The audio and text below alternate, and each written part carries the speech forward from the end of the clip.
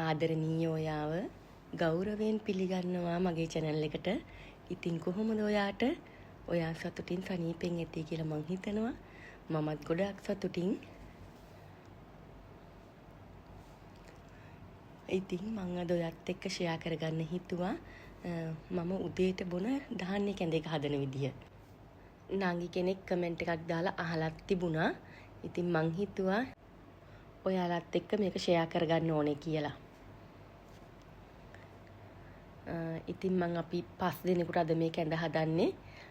ඒක හින්දා මම මේ සැහැඳි 5 මාරක් විතර තමයි ගත්තේ පිටි. වතුර මිලිලිටර 600ක් වගේ ගත්තා. මේක හදන්න අමාරු නෑ. මේ කැඳේක හදන්න කියලා කැඳේක ළඟටම වෙලා ඉන්න ඕනේ නෑ. ඔයාට ගෙදර අනිත් වල ටික උදේට කරගන්න පුළුවන්. හාල් ලිපේ තියෙනවනේ මම නම් එහෙමයි. කැඳේක ලිපෙන් තියලා ඉතින් සැරින් සැරේට පොඩ්ඩක් හැඳි ගන්න ගමන් මම මගේ අනිත් වල ටික කරගන්නවා.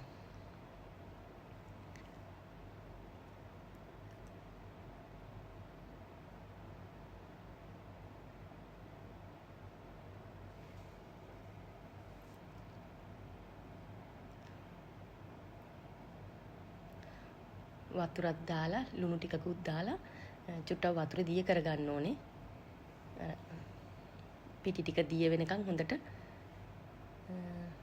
එකටම දිය කරගෙන ඊට පස්සේ තමයි මම ලිපට තියන්නේ.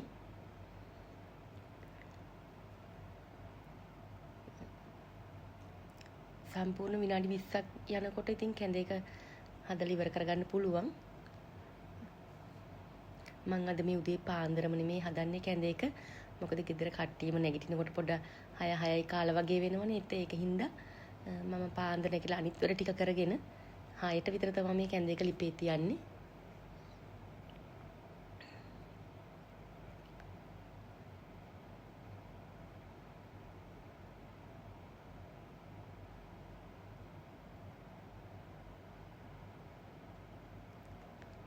මම මේ කැඳේ පැකට් එක ගේන්නේ නම් ෆුඩ් සිටියෙන්.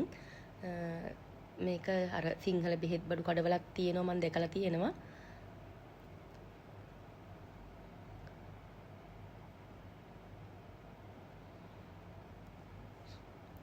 මේක විනාඩි 4-5ක් වගේ ලිපේ තියෙනකොට කැඳේක උක්කු වෙනවා. එහෙම උක්කු ගතියට එනකොටම මේ කිරි ටික දාගත්තාම හරි.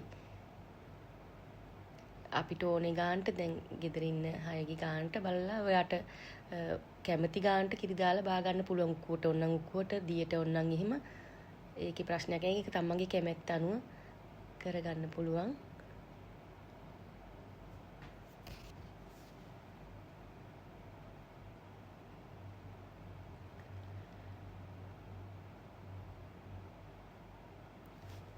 මම නම් ඉතින් මුකුත් දාන්නේ නැහැ. ලුණුයි පොල් කිරි විතරයි දාන්නේ.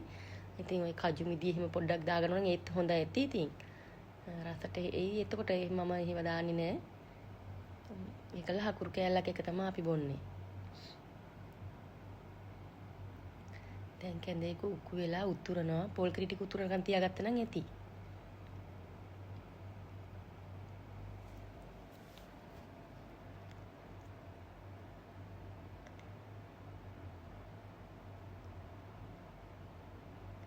දැන් පොල් කිරි උතුරනවා. කැඳේක ලිපෙන් එළියට ගන්න පුළුවනි දැන්.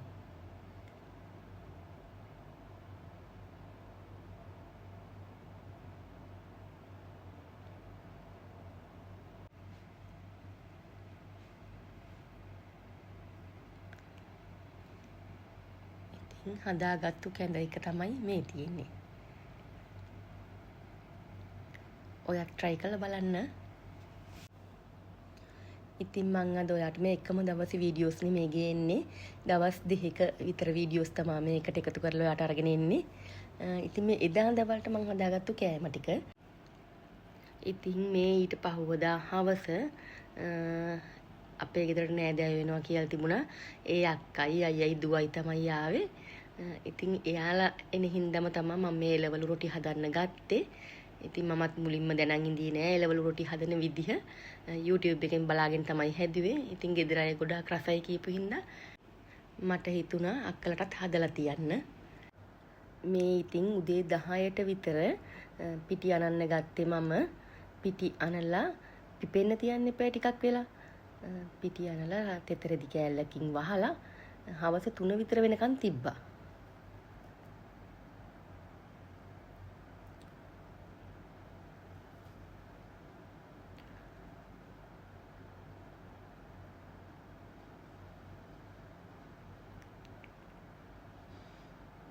ඔයත් ඔය YouTube එකෙන් බලලා try කරලා බලන්න. ලොකු වෙනසක් තේරෙයි ගෙදර හදන එළවලු රොටි එකයි කඩෙන් ගේන එකයි අතර වෙනස ඔයාට හොඳටම තේරෙයි.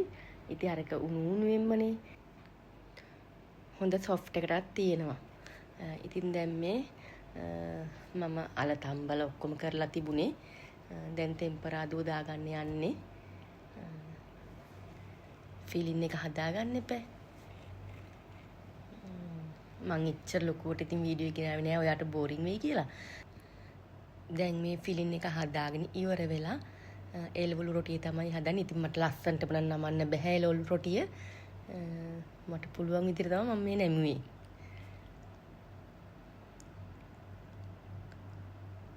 එළවලු රොටි 20ක් විතර හැදුවා. පාන් පිටි කිලෝ එකට චුට්ටක් අඩුවෙන් මං ගත්තා.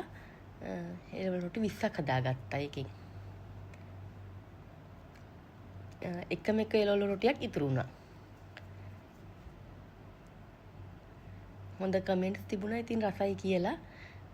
මම හදලා ඉතින් මටම රස දැනෙන්නේ නෑනේ. අනිත් අය නම් කිව්වා හරිම රසයි කියලා. පෑන් එකක් ලිපේ තියලා තෙල් චුට්ටක් දාලා තමයි එළවලු රොටි එක පුච්ච ගන්න ඕනේ.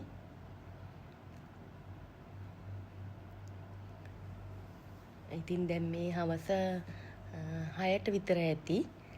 වැඩ ටික ඔක්කොම ඉතින් කරගෙන තමයි මම මේ එළවලු රොටි එක හදන්න ගත්තේ. ඒ අක්කලා ආවෙත් 5ට විතර. 5යි කාලට විතර තමයි මම එළවලු රොටි හදන්න පටන් ගත්තේ. 6යි කාල වගේ වෙද්දි මම එළවලු රොටි හදලා ඉවර කරගත්තා. ඉතින් පැයක් වගේ තමයි මට ගියේ. එළවලු රොටි 20ක් හැදුවා. පාන් පිටි කිලෝ එකකට ටිකක් අඩුවෙන් තමයි මම ගත්තේ පාන් පිටි. ඉතින් හැමෝම කිව්වා රසයට තිබුණා කියලා. මට හරි සතුටුයි. ඉතින් මමම කෑමක් හදලා රසයි කිව්වහම හරි සතුටුයි. ඉතින් ආයිමත් හදන්න ආස හිතෙනවනේ එහෙම වුණාම.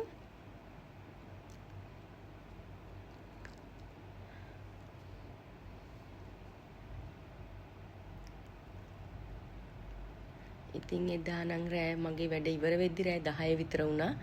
ඉතින් මේ හැමදේම හදලා මේ වාස් කරලා වීඩියෝත් කරන ගමන් ඉතින් හැදුවේ. ඒතර ඉතින් පොඩ්ඩක් කාලය වැඩිපුර යනවා. මට කියන්න අමතක වුණානේ. ඉතින් ඒ අක්කත් මට උදව් කළා වීඩියෝ එක ගන්න. ඒකත් මතක් කරන්න එපා.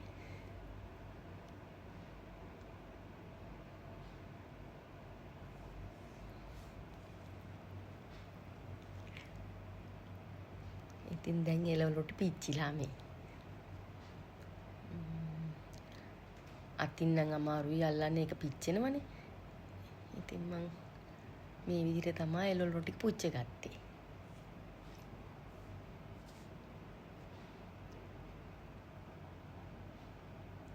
එහෙම ඉතින් අපිම කෑමක් හදලා රස බලනකොට හරිම සතුටුයි. ඉතින් මම මේ ඔක්කොම එක සැරේ පුච්චගෙන ඔයාට පෙන්වුවේ නෑ. ඉතින් උණු උණුවෙන් එයාලට සර්ව් කරා. අන්තිමටම තමයි ඉතින් මමයි මහත්තයයි එළවලු රොටි වල රස බැලුවේ.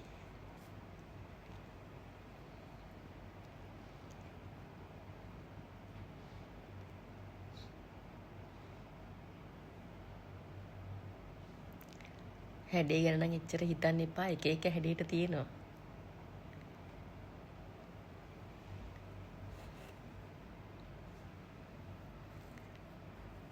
ඒ වගේම තමයි පැටිසුත් හරිම ලේසි හදන්න. මම හදලා තියෙනවා 2 වතාවක්ම පැටිසුත්. ඉතින් ඊට පස්සේ ඉඟුරු දාපු ප්ලේන් ටිකක් තමයි අපි බිව්වේ. එළවලු රොටි වලට හරියන්නේ ප්ලේන් ටි තමයි. කිරි තේ වලට වැඩිය. ඉතින් මගේ තේ එක පොඩ්ඩක් වහලා තිබ්බා. ඉඟුරු කෑලි ටික තැම්බෙන්නත් එක්ක. ඉතින් මේ රෑ 10ට විතර මම ඉතින් ඒ එළවලු රොටි හදපුවා ඒ සේරම අස්පස් කරලා කුසිය මොප් කරලා ඔක්කොම කළා අන්තිමටම තමයි මම සිංක් එක හොදලා එවලේ පාවිච්චි කරපු සර්වියට් ටිකත් හොදනවා. එක හරි දෙක හරි එවලේ පාවිච්චි කරපු ඔක්කොම සර්වියට් ටික හොදලා මම සර්වියට් එක හොදන්න පාවිච්චි කරන්නේ සන්ලයිට් ලික්විඩ් එක. ඊට පස්සේ මම අර සිංක් එකේ වහලා වතුර චුට්ටක් පිරෙන්න තියලා කම්ෆර්ට් ටිකක් දානවා. දාලා විනාඩියක් විතර තියලා හොදලා ගන්නවා. ඉතින් උදේ නැගිටිනකොට සිංක් එකත් හරිම සුවඳයි. ඒතකොට මම පහන පත්තු කරනවා රැට කුරුඳු පහන. ඉතින් පහන පත්තු කරලා පැයක් විතර තියලා නිවලා තමයි මම නිදාගන්නේ. උදේ නැගිටිනකොට කුසිය දොර අරිනකොට හරිම සුවඳයි, හරිම ලස්සනයි. ඔයා මේ විදිහට කරන්නේ නැත්නම් මම ඔයාට ආරාධනා කරනවා මේ විදිහට කරලා බලන්න කියලා. උදේට අවදි වෙනකොට කුස්සියෙන් එන සුවඳ, ඒ නැවුම් බව, ඒ ප්‍රබෝධය ඇත්තටම දවසම ප්‍රබෝධමත් කරනවා. ඉතින් යන්න වෙලාවත් හරි මගේ වීඩියෝ එකත් එක්ක රැඳිලා ඉඳපු ඔයාට ගොඩාක් ස්තුතියි. මේ වැඩ ඔක්කොම ඉවර කරලා මම නිදාගන්න යද්දි කිචන් එක පේන විදිහ. ඉතින් ඔයත් මේ විදිහට කරනවා නම් මම හරිම ආසයි. ඉතින් ගිහින් එන්නම්. ආයෙ ලස්සන වීඩියෝ එකක් අරගෙන එනකන් ඔයා සතුටින් පරිස්සමෙන් ඉන්න. ඔයාටත් මගේ රටටත් ජය වේවා.